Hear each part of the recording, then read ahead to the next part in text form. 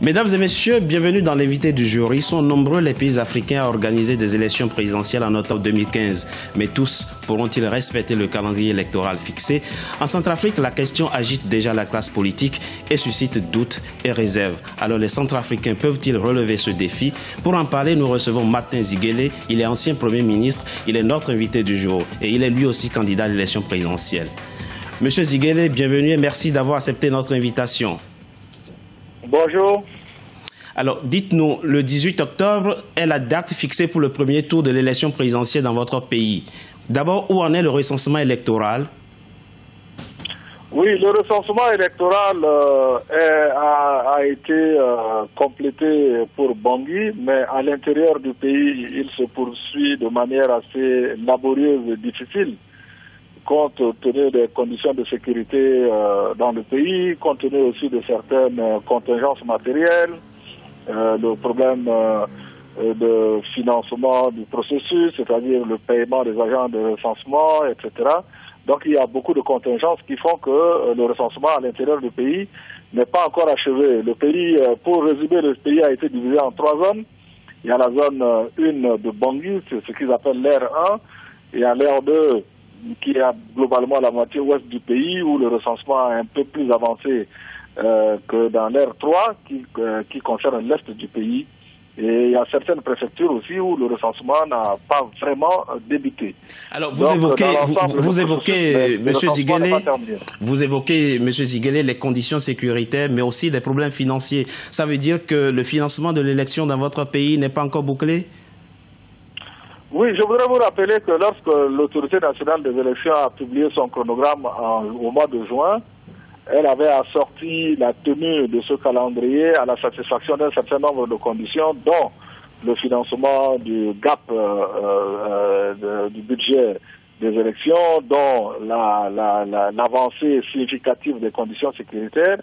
Et naturellement, tout le monde a retenu le chronogramme, mais peu de personnes ont fait attention aux conditions que l'ANE posait pour que ce calendrier soit tenu. Et ces conditions-là, malheureusement, elles sont là, c'est-à-dire l'existence d'un gap financier d'environ 10 millions de dollars, et puis naturellement les conditions sécuritaires. Vous avez certainement suivi les éruptions régulières de violence dans le centre, dans l'est, etc.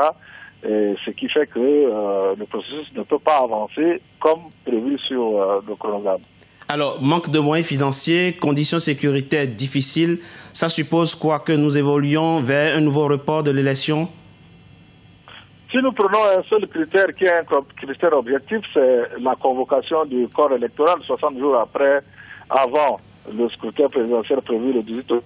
Au jour d'aujourd'hui, nous sommes à moins de 60 jours. Donc, sur le plan, n'est-ce pas, simplement des conditions juridiques, nous sommes déjà en dehors du respect de ce calendrier-là. Alors, effectivement, après le forum de Bangui, la CEMAC, la communauté des États de l'Afrique centrale, a recommandé effectivement qu'on prolonge la transition jusqu'au 30 décembre. Ça veut dire quoi? Que après le 30 décembre, qu'est-ce qui va se passer, M. Ziguélé? Mais la même charte constitutionnelle de transition dit également que la transition prend fin après l'organisation des élections. Donc, je pense que moi, en tant que militant politique, en tant que président d'un parti politique, il faut que les conditions soient réunies pour que ces élections-là se fassent. Et lorsque les élections se feront, la transition prendra fin. Alors, Monsieur Ziguélé, dites-nous, est-ce que vous ne craignez pas une certaine saturation, une certaine lassitude de la communauté internationale qui attend plus de progrès de vous? Est-ce que vous avez le sentiment de faire assez pour satisfaire les Centrafricains, mais aussi la communauté internationale qui vous accompagne quand même? Oui, vous savez, si la situation était facile dans notre pays, ça se saurait. C'est une mission difficile que la communauté internationale, à travers la MINUSCA, mène en Centrafrique. Mais c'est encore une condition plus difficile pour les Centrafricains qui vivent l'insécurité, qui vivent les violences, qui vivent la mort dans leur chair depuis près de 3 ans aujourd'hui. Donc la situation n'est facile pour personne. Il ne s'agit pas d'indexer une catégorie d'acteurs et dire voilà les responsables, voilà les coupables, mais c'est une situation difficile pour tout le monde. Et je pense que la bonne question, c'est de dire comment on fait pour que les élections se fassent le plus tôt possible et que le peuple puisse s'exprimer le plus massivement possible pour choisir ses dirigeants. Justement, justement, M. Ziguélé, vous qui êtes un acteur politique expérimenté et en Centrafrique, quelle échéance prévoyez-vous à peu près pour que tout soit prêt pour une élection présidentielle en Centrafrique? Quand je vois le déroulement du recensement électoral, quand je vois également que il faut que ces listes-là, une fois terminées, soient traitées, publiées et que nous ayons un fichier électoral, je ne m'hasarde pas beaucoup, mais je pense qu'il y aura un glissement du calendrier.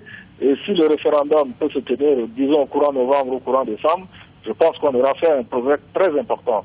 Je ne suis pas fétichiste des dates, je suis fétichiste de la qualité de l'expression populaire. Parce que ces suffrages-là sont des suffrages de sortie de crise. Et il faut que les Centrafricaines et les Centrafricains se reconnaissent dans les institutions qui vont sortir de ces élections-là. Alors, il ne s'agit pas de laisser quelqu'un au bord de la route, il s'agit d'aller à un processus où la parole est réellement donnée au peuple. Ce n'est pas facile parce que nous sommes en crise, la situation est difficile, l'administration est très fragile, etc. Et on ne peut pas raisonner comme si on était en Norvège ou bien si on était ça s'entend, M. Ziguélé. Mais pour revenir à vous, je le disais au début de l'émission, vous êtes vous-même candidat à l'élection présidentielle. Quel est le message particulier que vous adressez à vos compatriotes?